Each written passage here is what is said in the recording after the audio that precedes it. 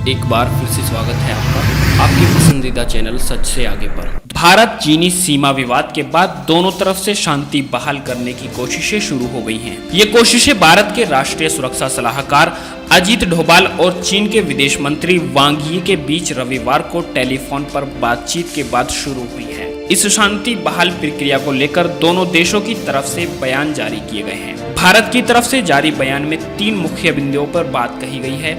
चलिए डालते हैं नजर भारत सरकार के बयान पर।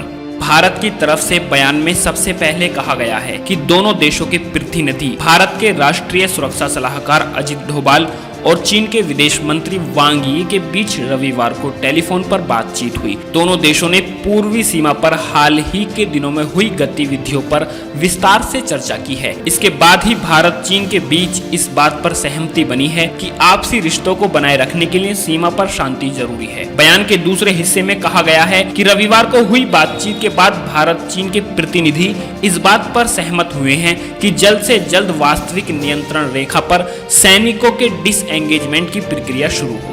इस बात पर भी सहमति बनी है कि सीमा पर तनाव कम करने और शांति बहाल के लिए दोनों देश चरणबद्ध तरीके से डीएस्केलेशन की प्रक्रिया अपनाएंगे। बातचीत में इस बात पर जोर दिया गया है कि भारत और चीन वास्तविक नियंत्रण रेखा का पूरी तरह सम्मान करेंगे और ऐसा कोई एक तरफा कदम नहीं उठाएंगे जिससे यथास्थिति में कोई बदलाव हो। भविष्य में भी ऐसा ना हो, ये सुनिश्चित करने पर भी भारत और चीन के बीच सहमति बनी है। भारत के विदेश मंत्रालय की तरफ से जारी बयान के तीसरे हिस्से में इस बात पर जोर दिया गया है कि कूटनीतिक और सैन्य स्तर पर दोनों देशों के बीच आगे भी बातचीत जारी रहेगी। लेकिन चीन की तरफ से जारी किए गए बयान की भाषा भारत के जारी किए गए बयान से बिल्कुल अलग है। चलिए डालते हैं नजर चीनी सरकार के बयान पर भी। चीन के विदेश मंत्रालय की तरफ से जारी बयान में कहा गया है कि भारत और चीन के बीच वेस्टर्न सेक्टर सीमा के गलवान घाटी में जो कुछ हुआ है उसमें सही क्या है और गलत क्या है ये स्पष्ट है। चीन अपनी संप्रभुता की रक्षा करने के साथ साथ इलाके में शांति बहाल करना चाहता है। हमें उम्मीद है कि भारत चीन के साथ मिलकर इस दिशा में काम करेगा ताकि जनता की सोच दोनों देशों के रिश्तों के बारे में सकारात्मक हो।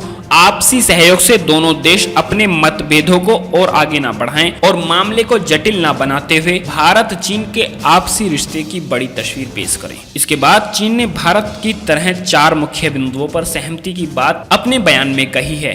उन्होंने बयान में कहा है कि दोनों देशों के बीच कूटनीतिक और सैन्य स्तर की बातचीत का सिलसिला चलता रहेगा। हालांकि चीन सरकार के बयान में ना तो डिसएंगेजमेंट शब्द का इस्तेमाल है और न ही डीएस्केलेशन की प्रक्रिया का जिक्र किया गया है। यही वजह है कि भारत का विपक्ष भारत सरकार पर उंगलियां उठा रहा है।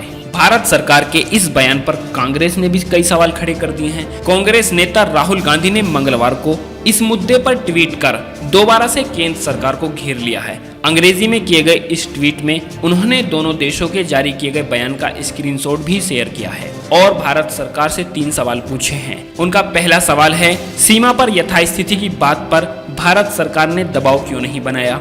राहुल गांधी जी ने दूसरा सवाल करते हुए कहा है कि गलवान में हुई हिंसक झड़प में मारे गए 20 जवानों को चीन ने अपने बयान में सही ठहराने की कोशिश की है। इस बात को सही साबित क्यों करने दिया गया। राहुल गांधी ने तीसरा सवाल करते हुए कहा है कि गलवान घाटी की संप्रभुता का जिक्र बयान में क्यों नहीं है। धन्यवाद वीडियो पर बने रहने के लिए। और भी नई नई जानकारियों से समय समय पर आपको रूबरू कराते रहेंगे। वीडियो को लाइक और शेयर करें और चैनल को सब्सक्राइब करना तो बिल्कुल भी ना भूलें। धन्यवाद।